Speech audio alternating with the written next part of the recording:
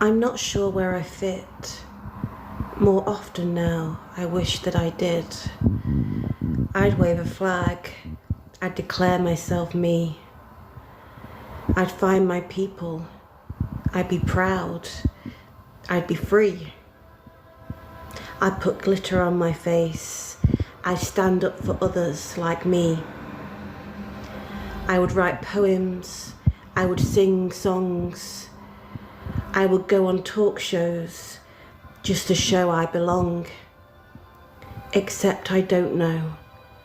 And it's a growing tragedy. A noose around my neck growing tighter as time escapes me. Because I still don't know. I can't define myself.